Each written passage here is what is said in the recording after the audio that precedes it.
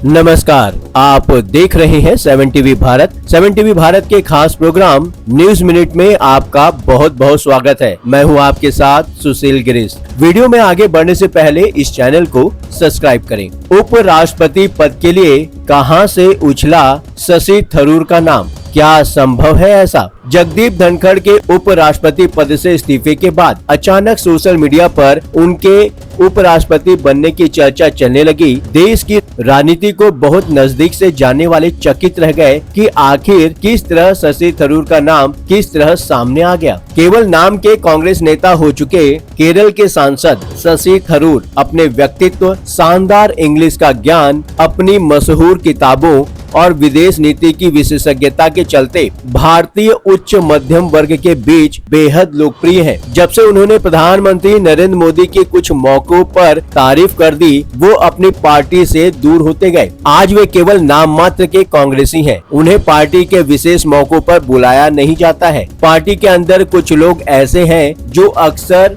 उनके खिलाफ जहर उगलते रहते हैं, लेकिन मोदी समर्थकों के बीच उन्हें जबरदस्त लोकप्रियता मिली है। जगदीप धनखड़ के उपराष्ट्रपति पद से इस्तीफे के बाद अचानक सोशल मीडिया पर उनके राष्ट्रपति बनने की चर्चा चलने लगी। देश की राजनीति को बहुत नजदीक से जानने वाले चकित रह गए हैं कि आखिर किस तरह शशि थरूर का नाम किस तरह से सामने आ गया। इस वीडियो में हमने हर पहलू का गहराई से विश्लेषण करके हर जरूरी बातों को ध्यान में रखकर इस रिपोर्ट को तैयार किया है। वीडियो को पूरा देखिए। वीडियो को हाइप देकर 7 टीवी भारत को सपोर्ट करें। शशि थरूर का नाम आखिरकार कहां से उछला? अभी इसी साल थरूर को केंद्र सरकार ने ऑपरेशन सिंदूर के बाद भारत का पक्ष रखने के लिए सर्वदलीय प्रतिनिधि मंडल का नेतृत्व करने के लिए चुना। कांग्रेस ने उनके नाम का सुझाव नहीं दिया। इसके बावजूद केंद्र सरकार ने उनकी विदेश नीति की विशेषज्ञता का लाभ अमेरिका में भारत का पक्ष रखने के लिए किया। थरूर इसके पहले भी मोदी की विदेश नीति की तारीफ कई मंचों पर कर चुके थे। कांग्रेस ने शायद मोदी सरकार के पक्ष में दिए गए उनके पूर्व के बयानों के आधार पर उनका नाम पार्टी की ओर से केंद्र सरकार को नहीं भेजा था। बीजेपी नेता अमित मालवीय ने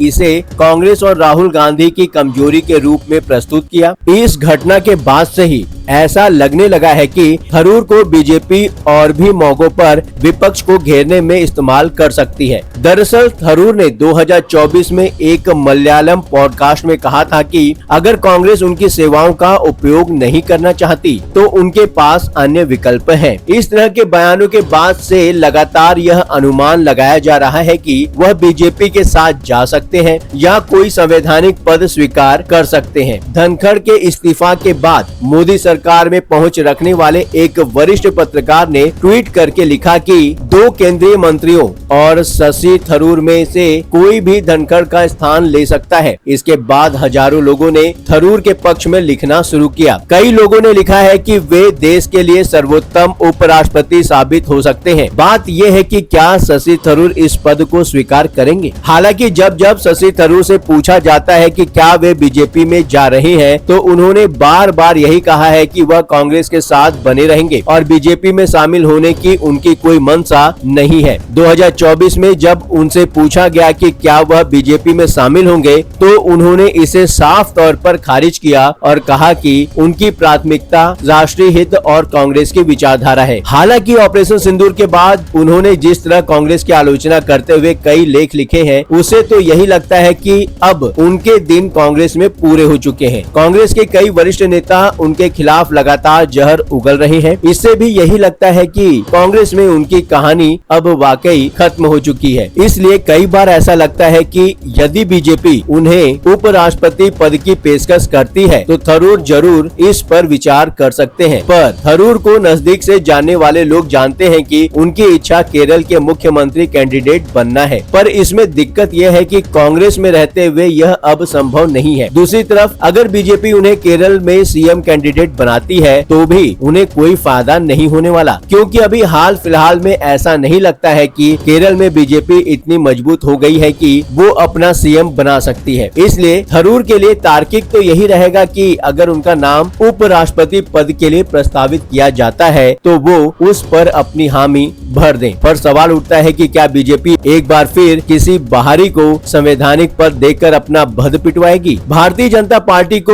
उच्च वर्ग शहरी क्षेत्र का मध्यम वर्ग बहुत पसंद करता है। जाहिर है कि थरूर की उम्मीदवारी से यह वर्ग बहुत खुश होगा। बीजेपी के पक्ष में पूरे देश में हवा बना सकते हैं। इसके साथ ही बीजेपी के मिशन साउथ को भी थरूर के नाम से पुश मिलेगा। पर थरूर की उदारवादी, धर्मनिरपेक्ष और वैश्विक दृष्टिकोण वाली विचारधारा बीजेपी की हिंदुत्व केंद्रित विचारधारा से मेल नहीं खाती है। थरूर अपनी स्वतंत्र सोच और बयानबाजी के लिए जाने जाते हैं। उपराष्ट्रपति के रूप में वह बीजेपी की अपेक्षाओं के अनुरूप नहीं चल सकते हैं, इसमें संदेह ही संदेह है। जाहिर है मोदी सरकार थरूर को इतना महत्वपूर्ण पद देकर रोज रोज का रगड़ा नहीं मोल लेना चाहेगी। उनकी नियुक्ति बीजेपी के कट्टर समर्थकों, विशेष रूप से राष्ट्रीय स्वयंसेवक संघ (आरएसएस) से जुड़े लोगों के बीच असंतोष पैदा कर सकती है। थरूर बीजेपी के हिंदू राष्ट्र के विचार और सांप्रदायिक एजेंडे की भी आलोचना कर चुके हैं। उपराष्ट्रपति के रूप में थरूर को राज्यसभा के सभापति के रूप में निष्पक्षता दिखानी होगी, पर मोदी सरकार कई मसलों पर चाहेगी कि वो खुलकर बीजेपी सरकार का सपोर्ट करें। जाहिर है कि कांग्रेस पृष्ठभूमि के चलते थरूर असमंजस में रहेंगे, जबकि देश की कोई भी सरकार राज्यसभा के सभापति के रूप में विदाई के पीछे भी कुछ ऐसा ही कारण रहा। जस्टिस यशवंत वर्मा के महाभियोग के मुद्दे पर वो सरकार की मंशा को समझने में असफल रहे। इस विषय पर आपकी अपनी निजी राय क्या है? कमेंट बॉक्स में जरूर बताएं। यदि आप भी कोई बात 7 टीवी भारत से साझा करना चाहते हैं 7 टीवी भारत आपकी बात औरों तक पहुंचाए, तो बेझिझक साक्ष्य के साथ वीडियो में दिए गए व्हाट्सएप नंबर 9998323655 पर आप हमसे सीधे व्हाट्सएप द्वारा संपर्क कर सकते हैं। मैसेज मिलने पर 7 टीवी भारत की टीम आपसे संपर्क करेगी। यदि अभी तक आपने हमारे इस चैनल को सब्सक्राइब नहीं किया है तो देर किस बात की, चैनल को सब्सक्राइब करें, वीडियो को लाइक करके औरों से शेयर करें। फिर मुलाकात होगी। लगातार खबरों के लिए बने रहिए 7 टीवी भारत के साथ।